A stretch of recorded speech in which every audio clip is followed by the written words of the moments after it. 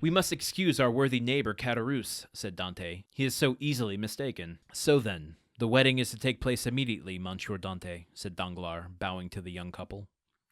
"As soon as possible, Monsieur Danglars. Today, all preliminaries will be arranged at my father's, and tomorrow or next day at the latest. The wedding festival here at La Réserve. My friends will be there, I hope. That is to say, you are invited, Monsieur Danglars, and you, Caderousse." "And Fernand," said Caderousse with a chuckle. "Fernand, too, is invited." "My wife's brother is my brother," said Edmond, "and we, Mercédès and I, should be very sorry if he were absent at such a time." Fernand opened his mouth to reply, but his voice died on his lips, and he could not utter a word. "Today the preliminaries. Tomorrow or the next day the ceremony. You are in a hurry, Captain." "Danglars," Edmond said, smiling, "I will say to you as Mercédès said just now to Caderousse, do not give me a title which does not belong to me. That may bring me bad luck." "Your pardon," replied Danglars. "I merely said you seemed in a hurry, and we have lots of time. The Pharaon cannot be under way again in less than 3 months." "We are always in a hurry to be happy, Monsieur Danglars, for when we have suffered a long time, we have a great difficulty in believing in good fortune. But it is not selfishness alone that makes me thus in haste. I must go to Paris."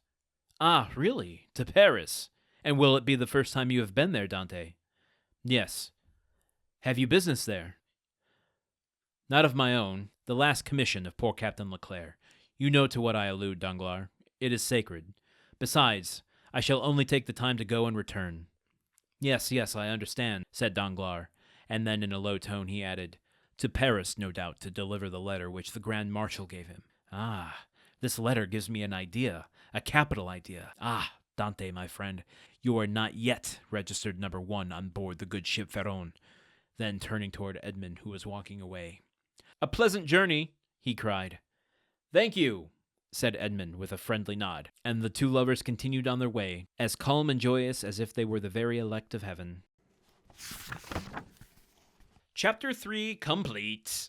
What a twist to end on there. Before I go into this whole evil ellipsis that Danglars has left on the table at the end of this chapter, I want to share some research I found.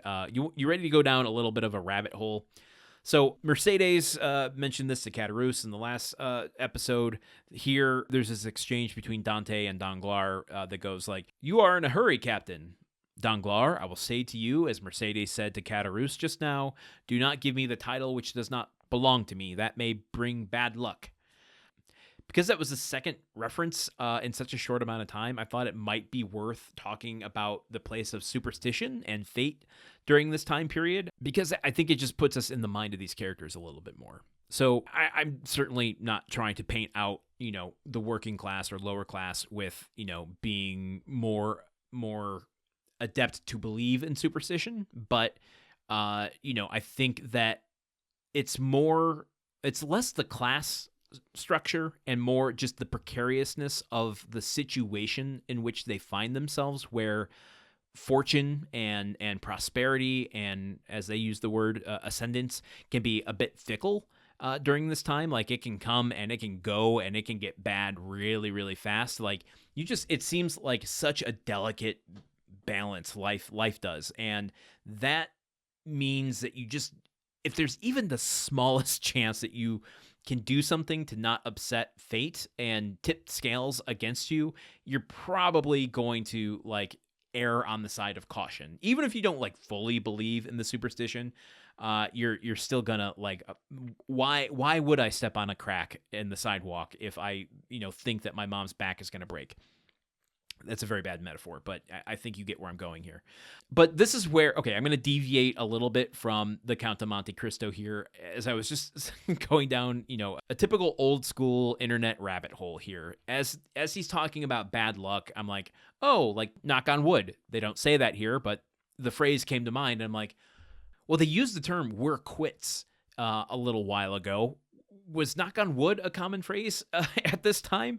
And what does knock on wood even mean exactly? You ask these questions, you start looking up answers, and before you know it, you've deviated from what you're doing, hours later. But I wanted to share real quick because I found this kind of interesting. Knocking on wood actually comes from pagan traditions where trees were believed to, house spirits and sprites and gods and such, and that touching or knocking on the wood would call upon the spirits for protection to prevent misfortune. So, like, the idea of knocking on wood is to call forth a protective spirit against whatever bad luck that you might be, calling forth by addressing a situation before it happens. So, in this particular situation, Mercédès being called Mrs. Dante and Dante being called Captain could have been like, haha, knock on wood. But they don't. I don't know why. Maybe that didn't quite hit Marseille yet. But they didn't, and I don't know why. And let's get back to the story, shall we? This cliffhanger, right? The letter from chapter 1 that Danglars was insinuating to Morel, this shady letter. What is this letter about? Remember, there's that package to Marshal Bertrand, and then Danglars had told Morel, late at night, I was passing by Leclère's quarters, and I saw him give a letter to Dante that he was supposed to give to you.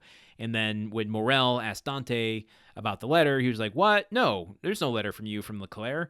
But it turns out there was a letter. It just wasn't for Morel. Who is it for? Someone in Paris. For a bit here, I was a little confused because I thought, like, Dante was saying the ceremony and the celebration would be here in town. Because memory serves me, did he let Morel think that he's going to Paris to get married? Was that explicitly said? I guess I could look it up. I have the book right here in front of me. But that doesn't seem to be the case regardless. It turns out Dante has to go to Paris to deliver this letter instead on the last orders of Captain Leclère. To whom? For what?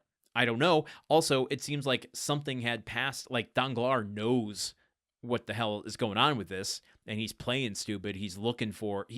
There must be something important in this letter that could get Dante really in trouble if Danglars knows what's up and they are speaking about it in hushed tones. Like, this is a secret mission. Like, Dante's a bit of a spy here. Wow. Okay. This just painted a whole new perspective on this story for me. There's only one way to find out, and that's to continue tomorrow with the Count of Monte Cristo. Before we wrap up chapter 3 here, just want to remind you, as we are at the end of the chapter, that you can get the story-only audio over at the Gruntwork Podcast Network Patreon, which is patreon.com/gruntworkpod. For as little as $1 a month, you can get access to those files, where you don't have to listen to my rambling commentary at the end of each episode. And you could just listen to the story straight through. But I only post those when we conclude a chapter. So as of today, chapter 3 is over there if you'd like to get that. So meet me here tomorrow for chapter 4. Okay, goodbye. The Countdown of Monte Cristo is part of the Gruntwork Podcast Network. This show is produced, edited, and hosted by Landon Solano. The original text of The Count of Monte Cristo by Alexander Dumas. Theme song by Magic Solo. If you want to support the show and others like it, visit patreon.com/gruntworkpod. Thank you for listening. See you tomorrow.